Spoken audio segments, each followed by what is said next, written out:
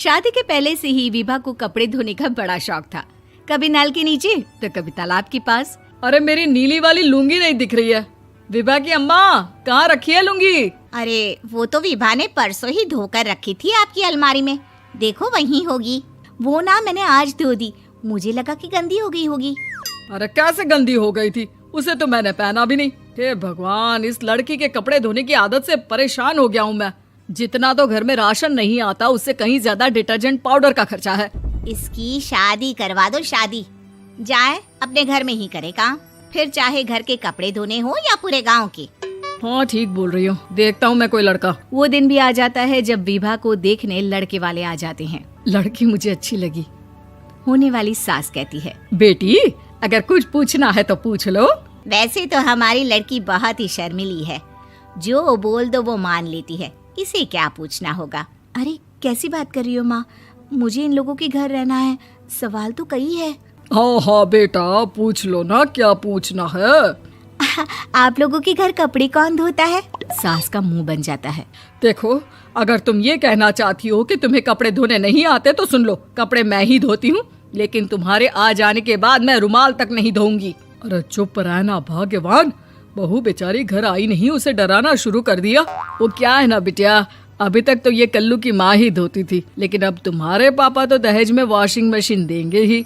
तभी विभा की माँ बोल पड़ती है, सवाल भी पूछा तो क्या। वैसे भाई साहब, मशीन की तो फिर भी कपड़े धोने की कैपेसिटी होती है। मतलब जो बिटिया दे रहे हैं ना विभा, इसे कपड़े धोने का बहुत शौक है। ये आप लोगों के क्या, आस पड़ोस गांव मोहल्ले सबके कपड़े धो दे और उफ तक ना करे। बाहर देखा नहीं आपने कितने कपड़े सूख रहे हैं? सब हमारी बिटिया ने ही तो धोए हैं। बस भी करो ना माँ, शर्म आ रही इतनी तारीफ सुनकर। और तो और एक दाग निकाल कर दिखाओ तो मान जाऊँ। हाँ अच्छा, माफ करना बेटा, मैंने गलत समझा। हमें तो रिश्ता बहुत पसंद है। और ऐसे जुड़ जाता है रिश्ता कपड़े धोने का शौक रखने वाली विभा का। उसकी शादी हो जाती है कोयला फैक्ट्री में काम करने वाले कल्लू के साथ। शादी के बाद अचानक विभा चिल्लाती हुई सास के पास आती है। सासू माँ, अरे सासू माँ कहाँ है आप? ये तो धोखा है, धोखा दिया आप लोगों ने मुझे। इसे ससुर के चक्कर के बारे में पता चल गया। अरे तो उसमें तुझे क्यों धोखा मिला है? अरे नल में पानी नहीं आता, कपड़े कैसे कब धुलेंगे? अच्छा, तू पानी नहीं आ रहा उसकी बात कर रही है। तो आपने क्या सोचा? कुछ नहीं। अच्छा, तेरी माँ ने कहा था कि कपड़े धोने का शौक है तुझे, याद आया मुझे।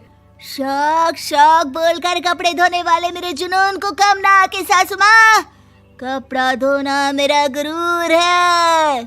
तभी पति भी वहाँ आ जाता है। अभी मैंने इसे सनी देओल की फिल्म दिखाई है, उसी के डायलॉग मार रही है माँ। अच्छा सुन, साफ साफ बता रही हूँ, पानी सुबह 4 से 6 और शाम को 10 से 12 आता है, समझी?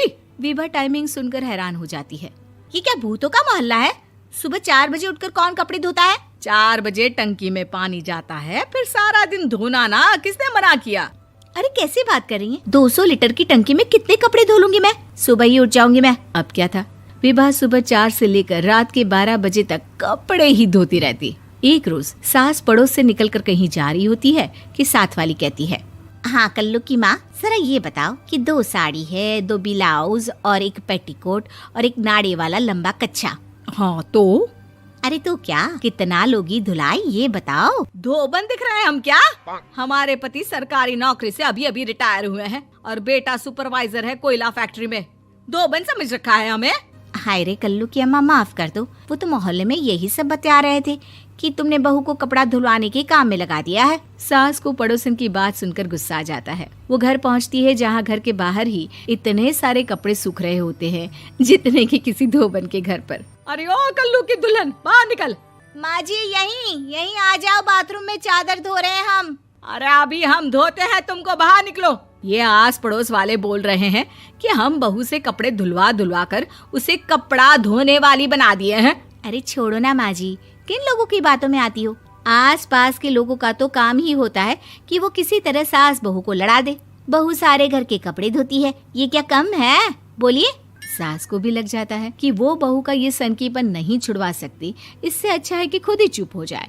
एक रोज सास और बहू मंदिर जाते हैं, जहाँ सास की साड़ी वहाँ खड़ी भीख मांगने वाली से मिलती है। माँ जी क्या बात है, आपकी साड़ी उस भिखारन से कितनी मिल रही है ना? हाँ हाँ देखो तो, दोनों की साड़ी मिल रही है। क्या बात है कल्लू की अम्मा, तुम खुद को तो अफसर की बीवी बताती हो और ऐसी सिंपल सी प्लेन साड़ी पहनकर घूमती हो। सिंपल और प्लेन नहीं है ये साड़ी। तो क्या सोने के धागे से फूल बने हैं?